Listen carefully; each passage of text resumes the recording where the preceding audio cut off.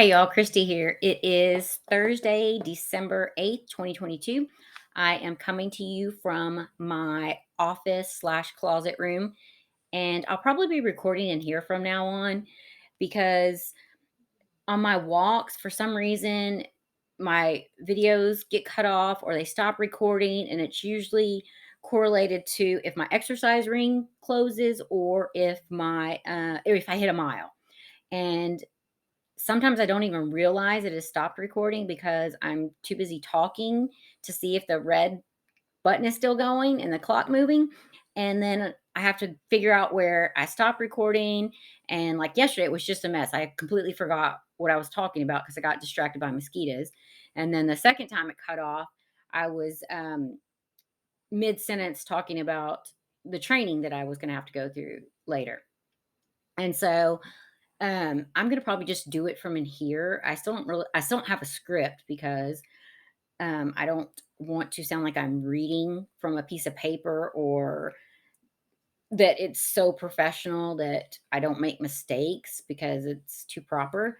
Because then it just feels impersonal and it doesn't feel genuine. And I do make mistakes grammatically and I lose my chain of thought and I ramble. So, I want you to see the most authentic version of me. And um, I don't want it to feel robotic or just like it has no emotion to it. So I just think it's better just to kind of wing it sometimes. I don't really know what I'm going to talk about, whatever interests me that day. I don't ever really have a plan. I'm just kind of going through this journey as well as my 75 hard challenge. I'm on day 52, yay. And but yesterday I was talking about the book that I'm reading, which is right here, The Untethered Soul, and it's by Michael A. Singer, and the activity that it had me go through in the first couple chapters yesterday, which was to manifest your psyche. And like I had introduced you to my psyche, which was Psycho Sally, and how I wanted to physically harm her because she interrupted me every second while I was trying to pay attention to the series that I was watching on Netflix. And I'd never realized how well I did real I didn't think about it, I guess. I realized my mind's all over the place and that it jumps from topic to topic, but I didn't realize how annoying it was and how distracting it is and how random and insignificant my thoughts are when I'm actually trying to focus on something important. And so, I did laugh a lot yesterday, but it was a real eye opener on how chaotic my mind really is. And I wanted to actually walk through the activities that I did today because to me it was so profound and such another eye opener that I wanted to share it with you guys. But I'm actually going to read parts of it so that it makes sense because it's so hard to paraphrase it and I don't want to mess it up. I want to give you a guide in case you want to try it with yourself.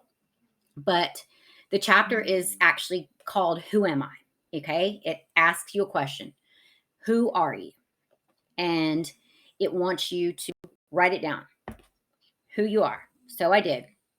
And it says like you want to introduce yourself to a stranger. So, and it doesn't want it to be long at all, just a few brief um, things about yourself. And so I did. I put, my name is Christy Briones. I'm a mother. I'm a wife. I'm an entrepreneur. I'm a college graduate. I'm a Fighting Texas Aggie, Giga Mags, and I love French Bulldogs. So that was just a quick description of me. Who am I? Now it says, okay, great. Next thing I want you to do is to write your name down. Your all your letters with hyphens between them. So I did that. And then it says, okay, great. Now look at it. Okay, I did. And it says, all right. So I wrote Christy Briones with all hyphens in it. And it says, okay, is that who you are? A collection of letters? Is that who sees when you see? Obviously not. Okay. So all it says is those collections of letters are just a label. They are not who Christy Briones is. Makes sense. I get it. Now it says I'm going to ask you again. Who are you? Read what you wrote. So I did. I read that. Okay, I was a mother, a wife, an entrepreneur, a college graduate, and I love my French bulldogs. All right. And it says, okay, so are you saying you didn't exist before you were a mother, you were a wife, you were an entrepreneur? And would you cease to exist if all those things went away? Well, of course not. No. Again, it says that's just another label, the result of another situation or event you participated in. But then who are you? Okay, so got it. I think about that. Now it says, okay, think about one of the experiences that you went through. Okay, yeah, I graduated college. All right, that's just an experience. That still doesn't define who you are. If you had graduated from a different college, would it change who I am, or would I still be me? Okay, I get it. It asks you to ask yourself again, who am I? All right, gets a little bit deeper. So you ponder this more seriously and you say, okay, this is me. I'm using me into where it's telling you to inflect yourself. Okay, I am the body that is occupying this space. I am 5 foot 0 inches and I weigh 118 pounds. And here I am. Okay, so that's what it told me to put down for my next answer to who I am. Now it says, okay, so Christy, when you were in 5th grade, and were you 5'6"? Were you 118 pounds? I'm like, well, no, of course not. Okay. And it says, okay, well, aren't you still the same person you were when you were in 5th grade? Well, yeah. I mean, I've changed, but I'm still that person, just older, hopefully wiser, and a little bit different. Okay. Now it says, okay, take a step back. Now ask some exploratory questions before returning to the core question of who am I? Okay, now it says when you're 10 years old, didn't you look in the mirror and see a 10-year-old body? Wasn't that the same you that now sees an adult body? Yeah. What you looked at has changed. But what about you? The one who is looking. I have changed physically, but am I still that same person on the inside? The same 10-year-old? Well, no, I don't think so. Okay, it's got me thinking. Now, it says, okay, isn't there a continuity of being? Wasn't it the same being that looked in the mirror throughout the years? You have to contemplate this very carefully. Here's another question. When you go to sleep every night, do you dream? Who dreams? What does it mean? Okay, my answer. Okay, yeah, I dream. Of course I do. Not all the time, sometimes, not all the time. And then it says, okay, well, it's like a motion picture plays in your mind and you watch it. Who watches it? I do. It's my dream. I watch it. The same you who looks in the mirror? Well, yeah. And watches the dream? Yeah, I'm the same person. Okay. When you awake, you know you saw the dream. Yes, it's still me. And then that's where it goes to enforce again. Okay, so there is this continuity of consciousness and awareness of a being. Yes, okay, got it. Now it says, think a little bit more. Here's some very simple questions. Who sees when you see? Who hears when you hear? Who watches the dream? Who looks at the image in the mirror? Who is it that is having all these experiences? If you try to give an honest, intuitive answer, you are simply going to say me. It's me. Okay. I get that. I'm in here experiencing all of this. That's pretty much the answer that it wants you to think about. Okay. So, me. It's actually pretty easy to see that you're not the objects you look at. Okay. I'm with him still. It's a classic case of subject object. I'm the subject. Everything around me are the objects. So it asks you to consider yourself in that sense that I'm not the camera that I'm staring into. I'm me. I am not the room that I'm in. I'm still me. If and then it tells you to say, okay, if all of this stuff went away, I'm still going to be right here. So it wants you to see yourself as a subject, not an object. And you're not the outside world. You are whatever you are here, this being that exists right now. And if everything went away, you would still be wherever. So you're not the outside world, you're here on the inside. So you're me. So I get all that. Now it says, you're the one who is inside looking out at the world. Okay. That was easy. Now it says, okay, you eliminated that you are not the objects, that you're the subject. Now you just have to pay attention and realize that you would still be in here experiencing feelings, even if all the outside objects disappeared. So, like it said, okay, you were aware that you're not the object, but now you need to recognize that you have feelings despite objects. Objects don't make you have feelings. You're still going to have feelings if there were no objects around. So you're still going to feel things. You're going to feel happy, you're going to feel sad. That you associate sometimes these feelings with objects when it has nothing to do with objects. So I get all that. All right, then it goes on and says, you might, like I said, feel frustrated, you might get angry, but who would be feeling these things? Again, you would say me. And that's the right answer. The same me experiences both the outside world and the inside emotions. Now, take a clear look at this. Imagine that you're watching a dog playing outdoors. Suddenly, you hear a noise right behind you, a hiss, like a rattlesnake. Would you still be looking at the dog? No, you'd be freaking out, worrying about the rattlesnake behind you. So it says, all of your attention can quickly become absorbed in your emotions. So I don't care about the dog anymore.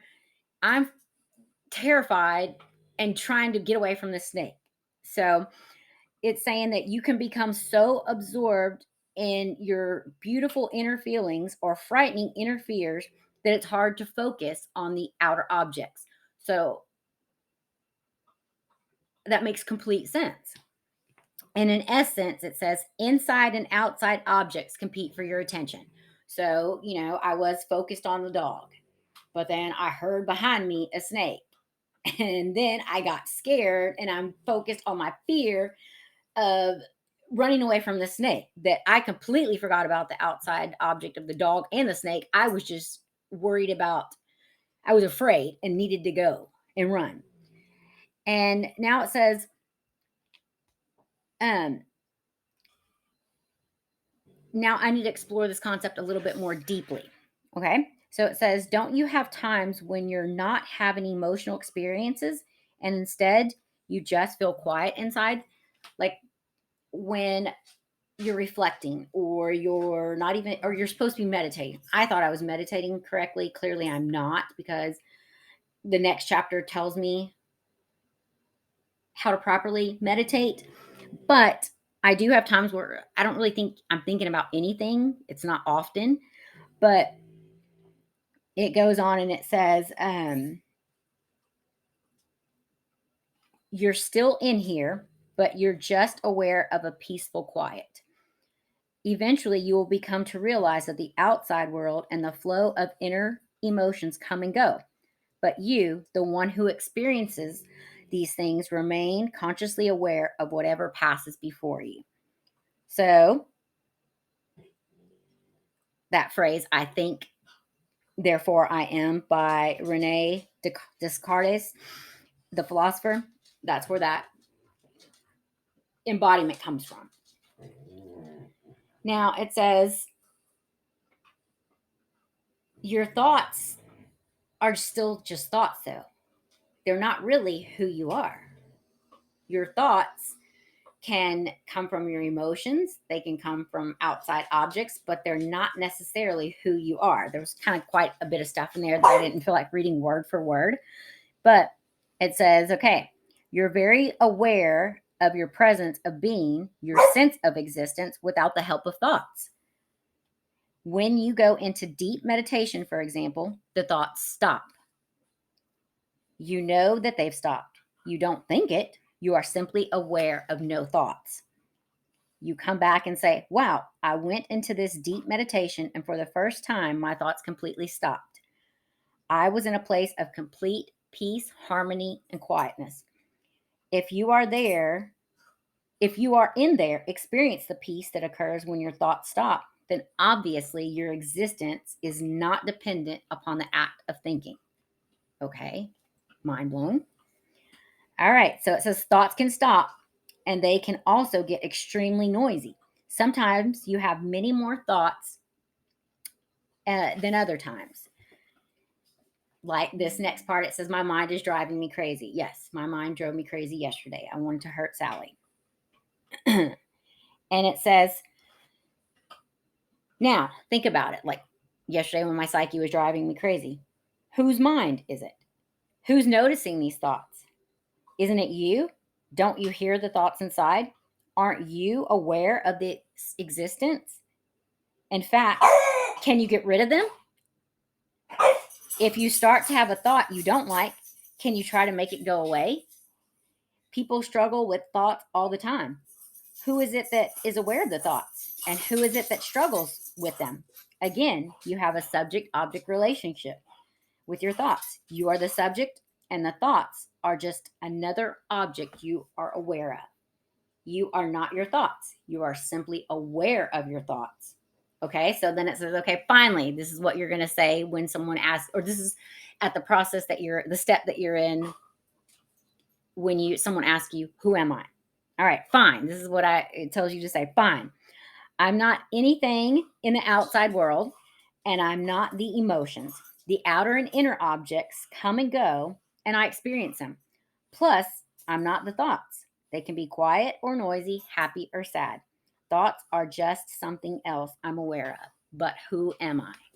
Okay, so now you're not objects and you're not thoughts, but you're still asking yourself the question, who am I?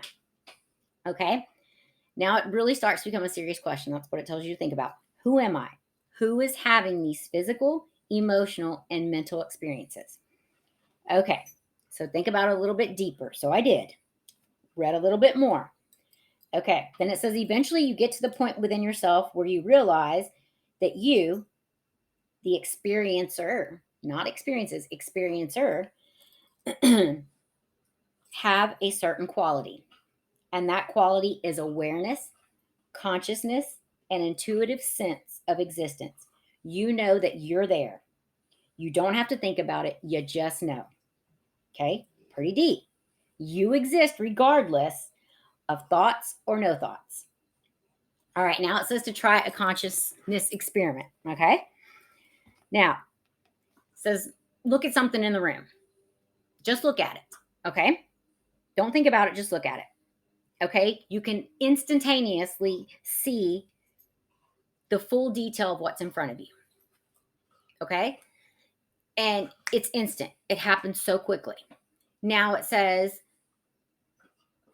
if you thought about it and you had to describe the object that you were looking at, it's going to take longer because you're actually having to think about it and describe it.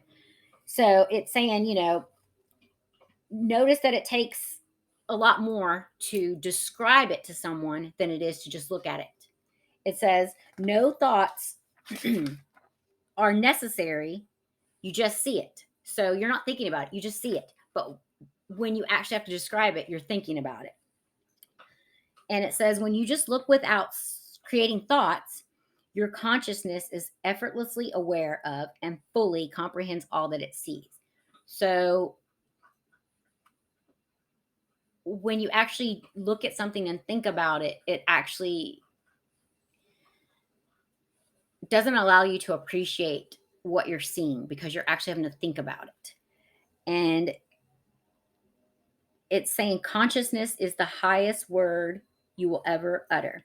There is nothing higher or deeper than consciousness. Consciousness is pure awareness, just being in the moment without thinking. But what is awareness? Now try another experiment. It says, like, imagine something in a room, okay?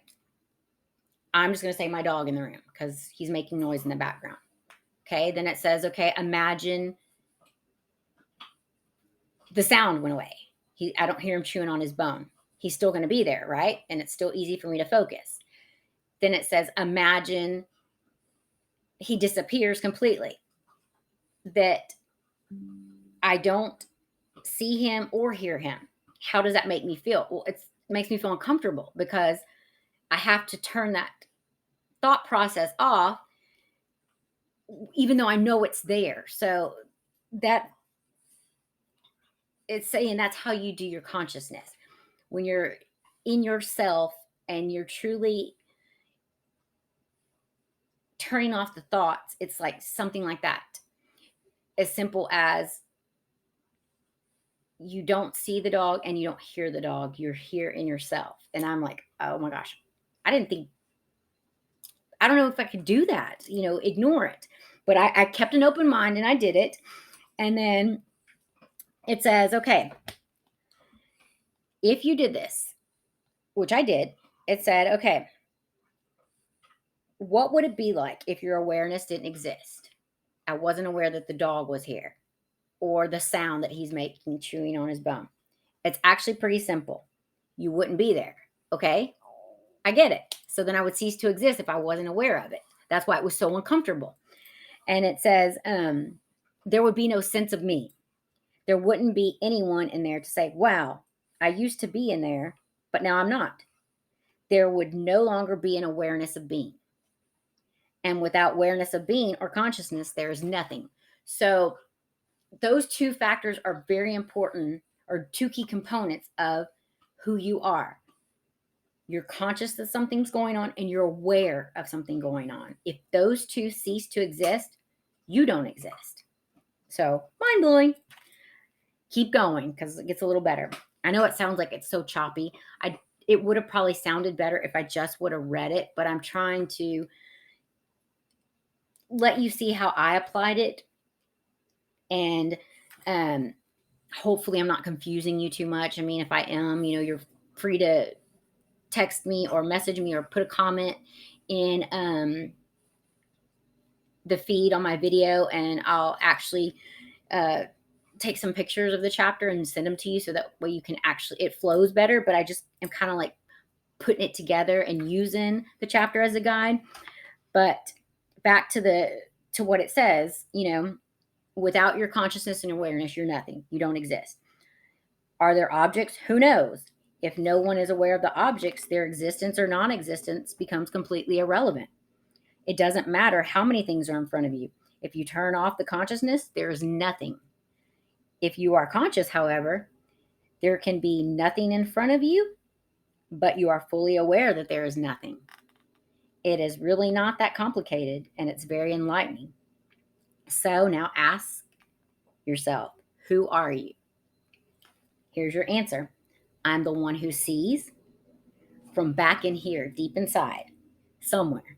I look out and I'm aware of the events, thoughts, and emotions that pass before me. If you go very deep, that is where you live. You live in the seat of consciousness. A true spiritual being lives there without effort and without intent. Just as you effortlessly look outside and see all that you see, you will eventually sit far enough back inside to see all your thoughts and emotions, as well as your outer form. All of these objects are in front of you. The thoughts are closer in, the emotions are a little further away, and form is way out there. Behind it all, there's you. You go so deep that you realize that that's where you've always been inside. At each stage of your life, you've seen different thoughts, emotions, and objects pass before you, but you have always been the conscious receiver of all that was. I'm getting goosebumps because it still gives me chills. Now you are in your center of consciousness. You are behind everything, just watching. That is your true home. Take everything else away, and you're still there, aware that everything is gone. But take the center of awareness away, and there's nothing. That center is the seat of self. From that seat, you are aware that there are thoughts, emotions, and a world coming in through your senses. But now you're aware that but now that you're aware that you're aware, that's where the next step comes in, which I'll talk about tomorrow because it gets a little bit deeper. But it wants you to be aware that when you say who you are, it is that consciousness inside you that sees, that hears, that senses everything around you. Your awareness and your consciousness is who you are. Everything else is an experience or an emotion from an object. It's not who you are. They're just experiences or labels that define you. They're not who you truly are. And that's, why I'm going on this journey, because I want to find out who I am. Who am I really? And I'm sharing that with you because I'm learning myself, and I want to truly get to that inner me, that part of my self, the inner self that no one can affect, and that brings me peace. So, I just thought I'd share that activity with you. I mean, it actually was a lot more emotional and deeper, but it's kind of hard to explain and read, and so if you're interested, like I said, I'll take screenshots of the chapter because it's not very long, and you could actually do this process yourself, or you can get the book. It's amazing. um, but I just never really thought about who I am. I thought about what I've experienced as me, and that's not who I am. That's just a part of me. So I'll continue tomorrow. I've got to hop on my training. Starts like literally now, and I'll probably be there till 6:30. I'm gonna go walk though and listen to my training and clear my mind. So I will see you guys tomorrow. Remember, I believe in you. You matter. Your happiness matter. Um, Become a champion. Delete regrets. Hit reset and unleash your new mindset. And really think about, who are you? Who am I? Have a great day, y'all.